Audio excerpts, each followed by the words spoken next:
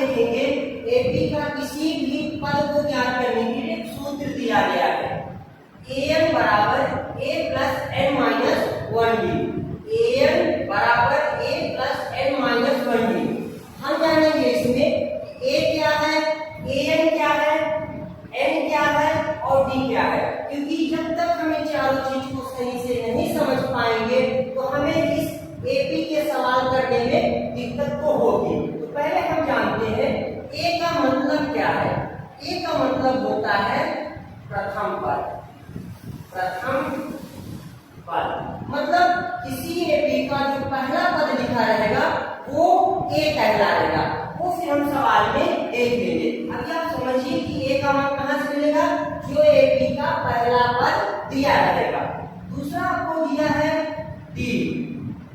D का मतलब होता है सर्वांतर। सर्वांतर सर्वांतर का मतलब होता है कि यदि कोई एक सूची एपी है तो उसके सभी पदों के बीच में जो अंतर होगा वो बराबर होगा, उसी को हम कहते हैं सर्वांतर। हम जैसे सर्वांतर निकालते हैं, एपी के जो बाद वाला पद है उसके पहले वाले पद से आप घटा दीजिए किसी को, चाहे a2 को a1 से घटाइए, a3 को a2 से घटाइए या फिर a4 को a3 से घटाइए, आपको d का मान बराबर मिलेगा, तभी वह सूची एपी है। यानी आपको पहला सर्वांतर बराबर और दूसरा एक दूसरे के बराबर नहीं मिल रहे हैं तो वह भी सूची एपी नहीं कहलाएगी। हम एक वीडियो में देख चुके हैं। तीसरा है n बराबर पदों की संख्या। पदों की संख्या इसका मतलब है कि उस एपी में कितने पद हैं। जैसे कोई एपी लिखी गई है उसमें कितने नंबर ऑफ टर्म है, जैसे a1 a2 a3 a4 चार है, उसमें पदों की संख्या 4 हो गई।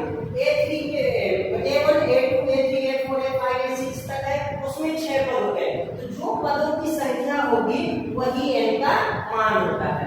लास्ट में हम देखेंगे an। an बराबर होता है अंतिम पद। अंतिम पद जो उस एपी के अंतिम में संख्या रहती है उसी को हम कहते हैं अंतिम पद। अब एक छोटा सा सवाल है, हम समझ लेते ए बी और एन क्या है। जैसे 5 7 9 11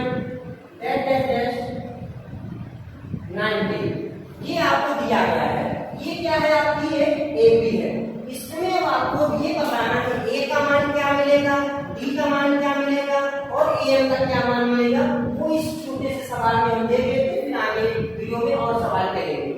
तो इसमें हमें प्रथम पद ए का मान मिलेगा 5। क्यों, मैंने आपको बताया प्रथम पद जो एपी के सबसे पहले लिखा रहता है वही कहलाता है, इसमें हमें ए का मान मिल गया 5। दूसरा हम देखेंगे यहाँ पे सर्वांतर। सर्वांतर सर्वांतर डी। डी के लिए मैंने आपको क्या बताया, एपी के बाद वाले पद से पहले वाले पद को हटाना है, मतलब a2 में से a1 को हटाना है, या फिर आपको a3 में से a2 हटाना है, या फिर आपको a4 में से a3 हटाना है।